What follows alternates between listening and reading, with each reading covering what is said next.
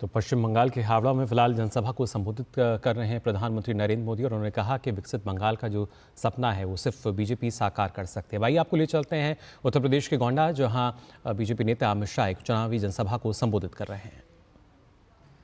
मिसरोलिया crossing, Mahadeva crossing और सोनी घुमटी में 3 railway overbridge बनाए और 517 करोड़ कीर्तिवर्धन सिंह गोंडा के लिए रेलवे के कामों के लिए लेकर आए। और मैं आपको कहकर जाता हूं, 2 साल के बाद नवाबगंज रेलवे स्टेशन देख लेना, इंग्लैंड के रेलवे स्टेशन से कम नहीं होगा भाई। पूरा रेलवे स्टेशन नया बन रहा है। गोंडा से दिल्ली तक वंदे भारत ट्रेन चलाई, टिकरी रेलवे स्टेशन का नवीनीकरण हो रहा है।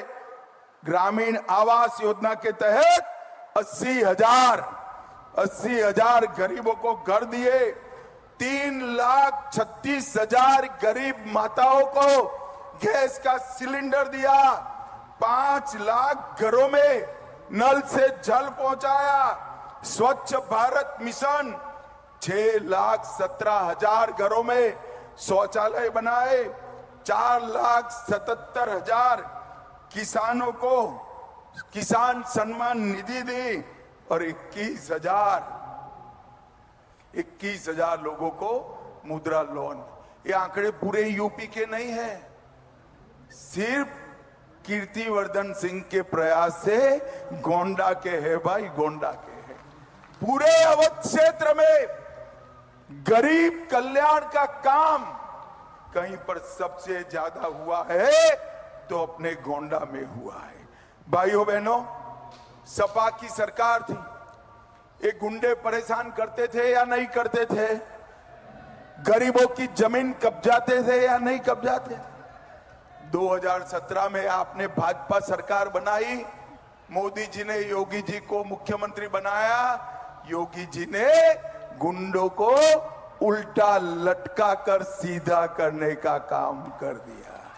आज हमारा उत्तर प्रदेश उत्तम प्रदेश बनने की दिशा में आगे बढ़ रहे हैं।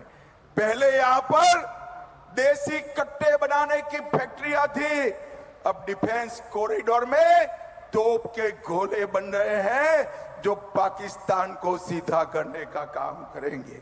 यहां पर पहले वाहन चोरी का काम चलता था, अब वाहन बनाने की फैक्ट्रियां लग रही। चेन स्नेचिंग का इंडस्ट्री चलता था, इसकी जगह मेडिकल डिवाइस पार्क बनता है। और भाइयों बहनों, हमारे गोंडा में सबसे ज्यादा गन्ना होता है। इस सपा बसपा की सरकारों ने 20 चीनी मिलें बंद कर दी थी, भाजपा ने 20 को चालू किया, 5 नई बनाई और 38 मिलों की कैपेसिटी बढ़ाने का काम किया। और गन्ना की बुआई के क्षेत्रफल में 9 लाख हेक्टेयर की बढ़ोतरी करने का काम भारतीय जनता पार्टी ने किया। और मित्रों, 95 से 2017 तक सिर्फ 23,000 करोड़ का भुगतान होता था।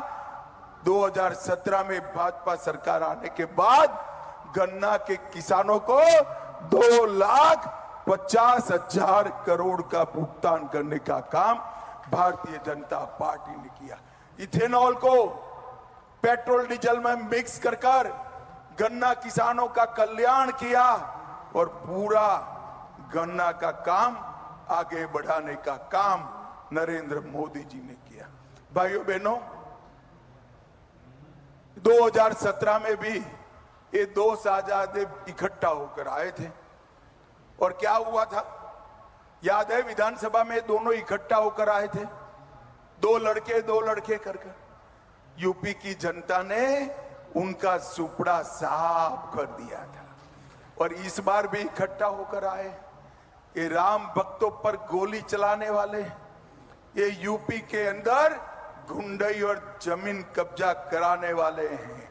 ये देश के अंदर आतंकवाद को पनाह देने वाले लोग हैं। ये देश के अंदर नक्सलवाद को पनाह देने वाले लोग हैं। मुझे बताओ भाइयों बहनों, ट्रिपल तलाक हटाना चाहिए या नहीं हटाना चाहिए? अरे जोर से बोलो, हटाना चाहिए या नहीं हटाना चाहिए? कॉमन सिविल कोड लाना चाहिए या नहीं लाना चाहिए?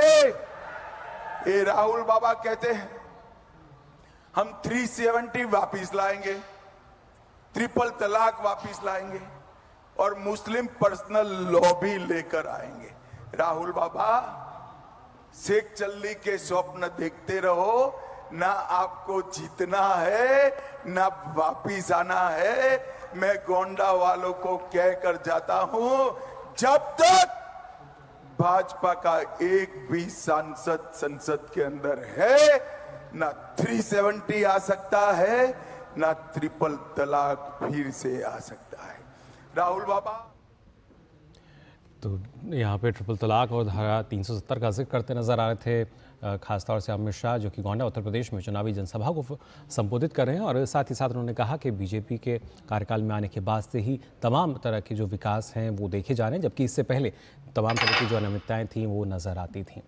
और आइए अब खबरों में आगे बढ़ते हैं। लोकसभा चुनाव के बाकी बचे 3 चरणों के लिए प्रचार चरम पर पहुंच गया है। सभी दलों के दिग्गज प्रचार में पूरी ताकत झोंक रहे हैं। हावड़ा, हुगली